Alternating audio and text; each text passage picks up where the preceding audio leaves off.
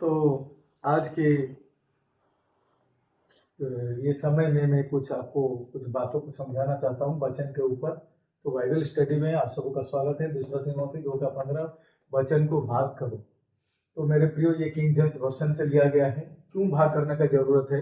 क्योंकि दो समुदाय है बाइबल का अंदर, वो है यहूदी और यूनानी अर्थात अन्य जाति।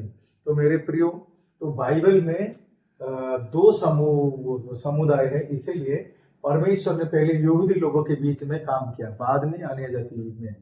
तो इसीलिए यहूदी लोगों के लिए वो अलग बातें हैं और अन्य जाति के लिए अलग बातें हैं। तो उसी कारण हम लोग को वचन को भाग करना बहुत जरूरी है, क्योंकि हम यहूदी नहीं है यहूदी लोगों का बात अपने ऊपर लागू करें, बल्कि जो यहूदी लोगों के लिए है वो यहूदी के लिए, जो अन्य जाति के लिए वो अन्य जाति के लिए है। तो प्रभु यीशु मसीह जब सेविकाई शुरू किए, धरती पे आए, सेविकाई शुरू किए, सबके लिए क्रूस पर बलिदान है और लहू बहाए और मारा गए, गाड़ा गए और तीसरे दिन जी उठे। पर मेरे प्रियो, वो 12 चेलों में को चुने थे धरती पे, पतरस और 11 जन को, और स्वर्ग उठाए जाने के बाद वो पौलुस को चुने प्रेरित पुस्तक 9 अध्याय में। तो वो पौलुस को चुने अन्य जाति के लिए। तो अभी ये दो चीज का प्रभु यीशु मसीह का दो प्रेरित है, अर्थात पतरस 11 जन को मिला के एक झुंड है और पौलुस एक के लिए एक झुंड है। तो ये अकेले है। तो उसी तरह पतरस और 11 जन जो प्रेरित थे, यीशु मसीह के साथ घूमते थे फिरते थे, तो वो लोग पार्थिव अर्थात उनको व्यवस्था भविष्यवाणी और वो लोग इजरायली बीच में करेंगे, और वो धरती पे पार्थिव सेविकाई उनका रहेगा, और वो कवनेट बाचा को मानने वाले, पुराना नियम हो या नया नियम को, नया नियम का बाचा में वो लोग रहेंगे। और ये अतीत हो चुका है, तो पुराना नियम जो था वो अतीत हो चुका है, वो पास्ट हो गया है, वो अतीत है। तो उसमें क्या जरूरत होता था? विश्वास और काम, विश्वास के साथ साथ काम का भी जरूरत होता था। पर पौलुस को भेजा गया, वो अन्य जाति के बीच में भेजा गया, जेंटाइल के बीच में। तो अनुग्रह का सुसमाचार देखे कि देखो, प्रभु यीशु आपके पापों के लिए क्रूस पर मारा गया, गाड़ा गया, तीसरे दिन वचन के अनुसार जी उठा, वो अभी स्वर्ग में है, आपका पाप के लिए क्षमा हो चुका है, आपका शराब जो है वो ले लिया गया है। तो इसीलिए आपको अभी ग्रेस मिल रहा है, अनुग्रह मिल रहा है। और उसके साथ साथ हम लोग देखते हैं पौलुस को प्रकाशन मिला। ये सब पौलुस का ये सब काम वो अंदर में, अंदर आत्मा में हम लोगों का स्पिरिचुअल आत्मिकता में हो रहा है, बाहर फिजिकली कुछ नहीं हो रहा है, अंदर में आत्मा में हो रहा है। तो ये सब में बाहर होता था, बाहर हीलिंग, मिरेकल, चीन चंगाई, चमत्कार इधर होता था। पर यहाँ पर स्पेसिफिक ये जो रेवलेशन है, ये जो प्रकाशन है, ये अंदर को रेडी हो गया है, अंदर सब हो चुका है बोल के। तो ये भेद का प्रकाश है, और ये अंदर में कुछ हो सकता है। तो कोई आदमी ऐसा नहीं है कि बीमार होके मर गया वो स्वर्ग जाएगा कि नहीं जाएगा, नहीं। उसका अंदर अगर ये शिक्षा आता है जो कि क्रूस से, अर्थात पौलुस का शिक्षा आता है, तो वो ग्रेस का है, तो वो भेद का है, वो अंदर में हो चुका है। कौन सा चीज स्वर्ग जाएगा? हमारा आत्मिक अर्थात स्वर्गीय आत्मिक स्वर्गीय देह जो अंदर में है वही जाएगा। मैं और एक चीज को आपको फिर से ध्यान देना चाहता हूँ। आदम ने जब पाप किया एदन वाटिका में, आज्ञा को नहीं माना, तो उसका आत्मिक अर्थात ये इनर पार्ट जो था वो मर गया, आत्मिक जीवन मर गया, स्पिरिचुअली वो डेड हो गया। वही स्पिरिचुअली क्रूस के कारण फिर से जिंदा हो जाता है। पौलुस वही चीज को समझा रहा है कि यीशु मसीह ने सारा व्यवस्था को पालन को पूरा कर दिया, इसीलिए आप जो कोई विश्वास करेगा, मानेगा, उसका आत्मिक जीवन जो मर गया था वो जिंदा हो सकता है। वो ये नहीं बोला है कि यीशु मसीह को ग्रहण करने से आपका बीमारी ठीक हो जाएगा, आपका घर का तकलीफ ठीक हो जाएगा, आपका स्थिति ठीक हो जाएगा। वो इससे कुछ नहीं है। वो आत्मिक बातों में ही वो प्रकट किया कि यीशु मसीह ने क्रूस पर क्या काम किया बोल के। तो भेद को समझना है, और किसके लिए था? अन्य जाति के लिए था। तो ये स्वर्गीय है, तो स्वर्ग से पौलुस के प्रति आया ये बात, और जो ग्रहण कर रहा है ये स्वर्गीय बात को ग्रहण कर रहा है। तो स्वर्गीय बात वो आत्मा में काम करेगा, और उसको बॉडी ऑफ क्राइस्ट कहा जाता है, मसीह का देह कहा जाता है। ये चर्च नहीं है। पतरस लोग जो चर्च को किए वो यहूदी लोगों का चर्च था। वो यहूदी इजरायली लोगों के बीच में जो चर्च किए वो यहूदी लोगों का कलीसिया था। पेंटिकोस्ट दिनों में जो पवित्र आत्मा उतरा वो पवित्र आत्मा यहूदी लोगों के लिए केवल उतरा। वो यहूदी लोगों का कलीसिया था। पतरस यहूदी था, सुनने वाला यहूदी थे, तो पवित्र आत्मा उन्हीं के ऊपर उतरा। इसको क्लियर हो जाइए। तो पर पौलुस जब आता है, अनुग्रह का सुसमाचार आता है, भेद का प्रकाशन का बात आता है, अन्य जाति के बीच में स्वर्गीय विषय प्रकट करता है, और जो कोई मानता है वो मसीह का देह बन जाता है और उसमें पवित्र आत्मा वास करता है। पवित्र आत्मा आता नहीं है, जाता नहीं है, ऐसा बिल्कुल नहीं होता है। जो कोई पौलुस का शिक्षा में आता है, पहला कोरिन्थी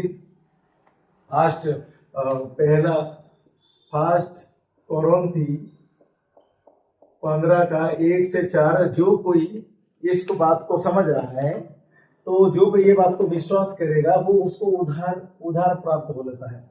तो उसको केवल मानना है, ऐसा बिल्कुल नहीं है कि उसको कहीं पर स्पेसिफिक जाएगा तो उसको उधार मिलेगा, ऐसा नहीं है। वो जहां पर भी, जिस अवस्था में भी, जिस प्रकार से, अगर पहला कोरिन्थी 15 का 1 से 4 से हम लोग देखेंगे कि यीशु मसीह मेरा पाप के लिए वचन के अनुसार क्रूस पर चढ़ाया गया, मारा गया, और तीसरे दिन के बाद वचन के अनुसार जी उठा, तो मेरा पाप क्षमा हो चुका है, मेरा अपराध क्षमा हो चुका है, मेरा श्राप को क्षमा हो चुका है। जो कोई उतना मानेगा वो कहीं पर भी रहेगा, किस अवस्था में रहेगा, उसका आत्मिक जो अंदर का जो आत्मा मर गया था वो जिंदा हो जाता है।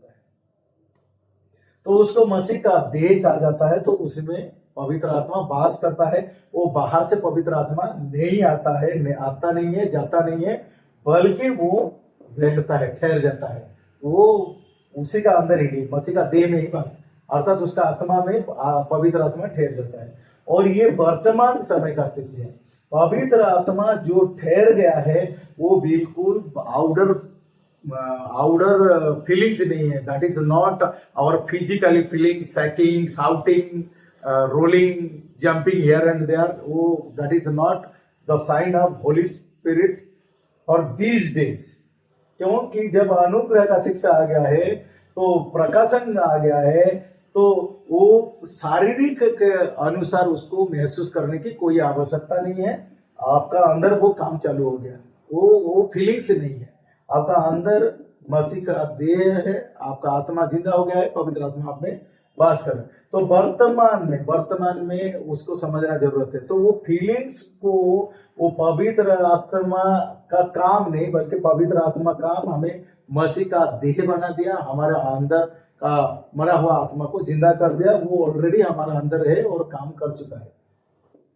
उसके लिए नो वर्क, उसके लिए कुछ काम करने का जरूरत नहीं है कि मैं परित्राण उद्धार पाने के लिए मुझे क्या करना है। आपको कुछ करना नहीं है। यीशु मसीह सारा चीज कर दिया है, और पवित्र आत्मा आप में रह के बाकी सब कर दिया है। और उसके साथ साथ आपको केवल उसको मानना है, बस उतना। आपको ऐसा नहीं कि मैं किस तरह प्रार्थना करूंगा, किस तरह उपवास रखूंगा, कहां पर जाऊंगा, किसके पास जाऊंगा, किसके पास जाने से, ये सब कुछ भी नहीं है।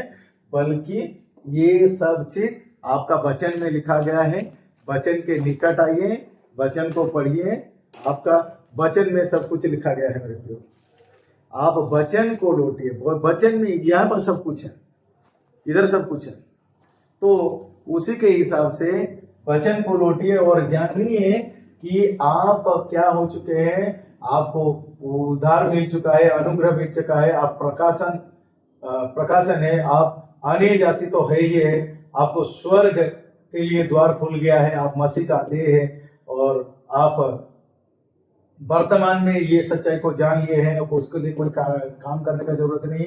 दूसरा कोरिन्थी 5:17 के अनुसार नई सृष्टि हो, पुराने बात बीत गई है।